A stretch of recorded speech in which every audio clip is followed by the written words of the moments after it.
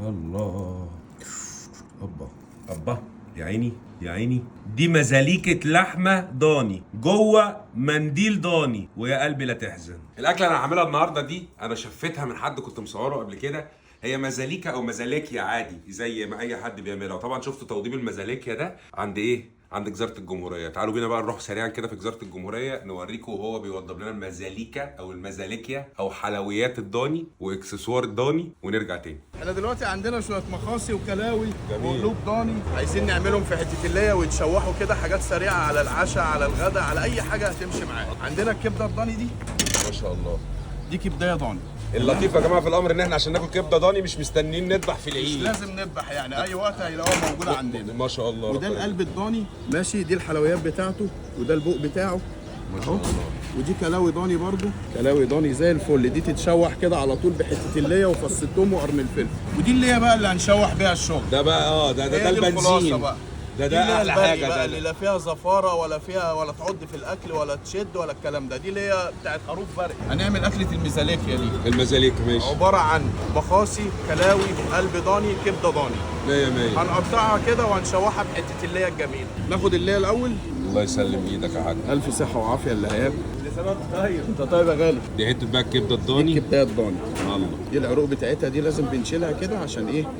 ما تشدش في السوا. ودي حته الحلاوه بتاعت الكبده دي بقى زي المخ، جميله قوي. برضه بتتشوح مع تتشوح كده. انا مع هعمل لك الموضوع. ايه، كل حاجه تبقى جاهزه على التسويه على طول. في بقى في ناس بتحب تقطعها صغيره عصافيري، وفي ناس بتحب تقطعها مكعبات، وفي ناس بتحب تقطعها شرايح كده. دي احلى تقطيعه دي احلى تقطيعه دي. ما شاء الله. خش على الكلاوي. دي كيلوايه ودي الثانيه. في ناس بقى بتحب تنظف الدسامه بتاعتها، وفي ناس بتحب تعملها بحالها كده. انما هي الصح بتاعها انها تتعمل كده بالدسامه بتاعتها دي.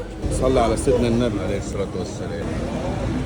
ده اللي اسمه القلب الضاني، ودي الحلاوه بتاعته. ده دهن القلب. الدهن بتاع القلب، يعني اللي هو الغشا بتاع القلب والبوق بتاع القلب.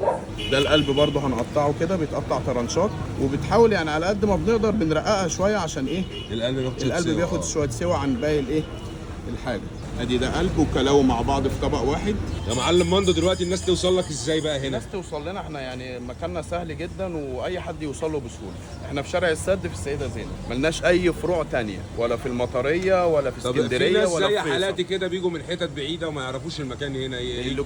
اللوكيشن على الصفحه، يكتبوا جزيره الجمهوريه السيده زينب. اللوكيشن على الصفحه. في رقم تليفون؟ في 012 212 3611. بتوصلوا يا مندو؟ بنوصل، يعني عندنا الخدمه لغايه التجمع والقاهره الجديده ومدينتي والشروق، وهنا بقى في وسط البلد طبعا، وفي الجيزه لغايه اكتوبر برضو. ما تقول بقى الرقم مره ثانيه كده معايا. 012 212 3611. لو حد جاي وعايز اللوكيشن يقدر يبعت على الرقم ده؟ من على الصفحه، من على الرقم ده، او خلال الصفحه موجوده على الصفحه جزيره الجمهوريه. اللي انا هقوله دلوقتي ده خطر جدا جدا جدا، لان احنا هنعمل المزاليكا دي ومعانا بقى ايه؟ منديل طرب ضاني، وهنحط فيه المزاليكا دي في الاخر ونقفله وندخلها الفرن، وهنسمي الاكله دي، وده اللي انا سرقتها بقى من حد، هنسميها ايه؟ الفيل في المنديل. ده الفيل، والمنديل في التلاجة سايبينه كده عشان يطلع ايه؟ حلو وفريش. كبده ضاني متقطعه، قلب ضاني وكلاوي ضاني متقطعين، مخاصي ضاني وليا ضاني. طبعا هو بالزيت بتبقى حلوه جدا، والسمنه هتبقى حلوه برده، والزبده هتبقى حلوه برده. هنا هنحط حته سمنه،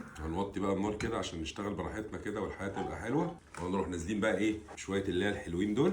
يا عيني كفايه ليا كده، هنعلي شويه بس كده ايه لغايه لما اللي هي تاخد وتدي بشكل ودي كده. هحط بقى انا دلوقتي ايه بقى؟ فلفل اسود. طب هتقول لي هتحط الفلفل الاسود دلوقتي ليه يا شباب؟ اقول لك انا هحط الفلفل الاسود عشان نحمصه ونحمره في السمنه مع الليه، عشان كل ما نحط اي حاجه يبقى الفليفر بتاع طعم الفلفل اعلى. بصوا الفلفل نفسه في الطاسه بيتحمر، يدي بقى فليفر عالمي عظيم.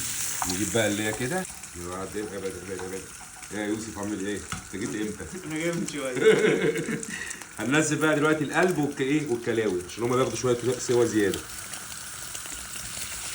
ده قلب طيب، اهم حاجه يبقى قلب طيب، ما تجيبوش اي قلب. هنسوي بقى ايه؟ القلب والكلوه، وبعد كده هننزل بالكبده، وبعد كده في الاخر المخاصي. هنسوي الكلام ده كله 3/4 سوا عشان هو يخش الفرن يكمل سوا جوه. بص هو على طول كله ما بياخدش وقت، طب بقول لك ايه يا يوسف بقى، ما دام جيت هات لنا منديل الطرب بقى من الثلاجه، الله يكرمك. فين بقى؟ جوه في الثلاجه. هي غالبا الطاسه صغيره، بس هنتصرف، مش هنوسخ طاسه ثانيه. نسيبها بقى شويه كده. منديل طرب الجميل ده الطرب يا جماعه، اللي ما يعرفش الطرب اللي هو المنديل اللي بيتعمل منه الطرب اللي هو بيبقى جواه الكفته. لان هنا هنحاول نتعامل معاه معامله اخرى، ان احنا هنفرده كده. طبعا ده هو مش متنضف، مش متشال منه كل الاشياء يعني، فكله ينضفه، بس انا مش هشيل منه قوي علشان ايه، هو ليه استخدام معين احنا هنعمله دلوقتي. شايفين بقى حاجات الطرب دي، اوعوا ترموها، اوعوا ترموها. الحاجات دي بتبقى خطيره لما تيجي تعملوا كفته، تفرموها على الكفته، تقطعوها وتسلوها كده وتحمروها. ده للي يحب الحاجات دي، اللي ما يحبهاش ملوش دعوه عشان ما يزعلش مني. القلب والكلوه هم بداوا يقولوا، واللية كمان قالت، والريحه خطيره يا جماعه. انا ما حطيتش غير فلفل اسود فقط لا غير لغايه دلوقتي، ما حطيتش اي حاجه. تمام. نبدا بقى كده ايه، ننزل بالكبده. خش عليا بالكبده الضاني الخطيره. وبعدين بقى ايه ميزه الكبده الضاني دي بقى ايه، انك تعرف تجيبها في اي وقت في السنه، مش لازم نستنى نكون دافعين في العيد. من عند مندو، من عند جزاره الجمهوريه اللي في السيده زينب اللي في شارع السد اللي كانت في اول الفيديو عشان ما نعيدش تاني. طبعا يا جماعه المفروض يقال ان الكبده ما ينفعش تستوي جامد عشان ما تشدش، وانا من هذه المدرسه اللي هي بتبقى شبه الكبده الجملي، بس الكبده الجملي بتبقى نيه برده شويه. نبدا بقى نجيب بايركس كده، قبل بقى ما نحط المنديل ده في البايركس نشطفه بشويه ميه وننقعه. يعني مش هسيبه بقى يتنقع كتير عشان مفيش وقت، بس هنشطفه بشويه ميه كده اهوت ايه، نغسله كده ونرجع لكم تاني. بس هوطي بقى، ادوني شويه. بصوا بقى بعد ما غسلت منديل الطرب بقى فله ازاي، كبر معانا كبر. هنعمل ايه بقى، نيجي كده ونيجي في البايركس او في الصينيه نعمل كده. طبعا الحته اللي هي الايه الكبيره دي هنشيلها كده. تمام. هنبدا بقى ايه، نحط بقى دلوقتي الملح، سنه جوز الطيب. بعد ما حطينا الملح وجوز الطيب هنقلب بقى التقليبه الحلوه دي، ونيجي بقى ايه نروح حاطين بقى ايه شويه المخاصي. وطبعا كلها اذواق، اللي انت مش عايز تحطه ما تحطوش. ونفس الحوار اللي انا بعمله هنا ده تقدر تعمله برده، انك انت باللحمه يعني بعد ما تعمل شويه لحمه بالبصل كده تحطهم في قلب المنديل برده وتلفهم برده بتبقى حلوه جدا. هو المنديل بيبقى حلو عموما، اي حاجه بتحط فيه بتبقى لطيفه يعني. بصوا على طول هو كل حاجه ما خدتش وقت، خصوصا كمان ان حاجه فريش فعلى طول، وهي اصلا الحاجات دي ما بتاخدش وقت. اكسسوارات الضاني.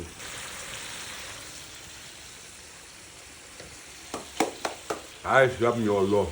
طبعا لو حد بيحب يحط بهارات زياده دي حاجه ترجع له، بس دي سيمبل ما فيهاش اي حاجه. شويه الملح والفلفل وجوز الطيب وشكرا على كده، والحاجه فريش وما خدتش وقت على طول. بس يبقوا استخدموا طاسه اكبر شويه عشان ما تتعسفوش التعسيفه اللي انا متعسفها دي. على ما دي تخلص بقى تعالوا هنا هنتبل بقى منديل الطرب ده نفسه. هنحط له شويه فلفل اسود، حاجات على الذوق بقى براحتكم. انا ممكن احط له حبه بابريكا كده، وانا هحط له شويه توم باودر، بما ان خد بالكم الاكله مش محطوط لها توم كلها. ممكن احط توم لو عايز فصوص توم على البلد، بس انا كده بالنسبه لي ايه هيبقى تمام جدا، لان ده هينزل جوز كله جامد جدا جوه الورق جوه المنديل ده، وهيبقى في البايركس وهتاكلوه بقى حاجه خطيره. هسخن الفرن ونرجع نصب. الفرن على 275 فوق وتحت. نبص بقى على المزاليكا ايه اخبارها.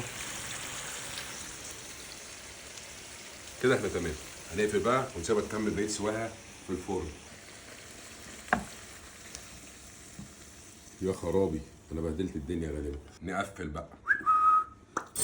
الله النهارده اليوم دسم، حاسب ولا كلمه. هنبدا بقى نشيل البايركس ده زي ما هو كده وندخله الفرن. هندخلها الفرن بقى لغايه ما المنديل يحمر ويستوي. هي كده كده مستويه، هتكمل سواها. يعني هي هتاخد لها حوالي مثلا على نار عاليه زي دي ممكن تاخد لها ايه تلت ساعه مثلا وهتبقى بيرفكتو. طبعا بعد حوالي تلت ساعه انا كان يعني نفسي اشوف المنظر شكله ايه قبل ما يعني هطلعها ولا اصبر، فحبيت اشارككم معايا هذه اللحظه العظيمه. افتح يا سمسم.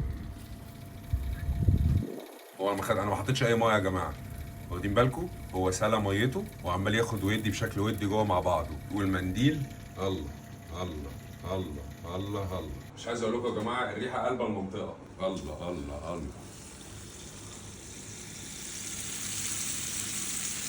سامعين؟ شايفين؟ معايا ولا مش معايا؟ ده الواحد معرفش يخش له منين ده. يعني ده الواحد يخش له منين؟ طب تفتكروا يا جماعه هذا الموضوع هو على فكره ممكن يطلع زي ما هو. بصوا ولو اتفتح مش يعني احنا ما عندناش مشكله. احنا ناس مؤمنين بربنا وبقضائه. بسم الله. انا ربنا نصرني، انا ربنا نصرني الحمد لله. البهاريز دي ما ينفعش تترمي يا جماعه، البهاريز دي يتعمل بيها شويه رز، يتسقسق بيها شويه خضار. يا عيني يا عيني. نقدم لكم الفيل في المنديل. الله ابا ابا يا عيني يا عيني.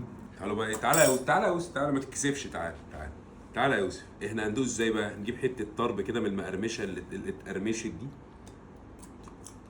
الله. ده الطرب. بالنسبه بقى عايزه قاعده، عايزه قاعده، عايزه مجال. يا لهوي يا جدعان، عايز اقول لكم الطرب نفسه لوحده من غير اي حاجه في حته تانية. بصوا سامعين القرمشه بتاعته؟ مش انا قلت لك مش جعان؟ انا جعان. طب احنا بنصور. انا مؤاخذة، ولا هناكل انا ولا إيه؟ نسيت والله فعلا. بس يا جماعه يا جماعه، يعني النصيحه لوجه الله اللي يقع قدامه المكونات دي خد راحتك، لا كمل انت. ما ترددش لحظه. انا عايز اقول لكم بقى ان الحاجات اللي جوه هي كمان اتحمرت. بصوا شايفين العظمه والحلاوه، كله شارب في قلب بعض. اللي هي مع الفلفل الاسود اللي انا حطيته في الاول ده وحمصته عالي جدا برضو. انا بعد كده هجيب منديل الطرب اعلقه في الفرن واحمصه واكله لوحده. يعني ايه؟ شبعين شيبسي، طرب شيبسي. إيه؟ عايزين ناكل.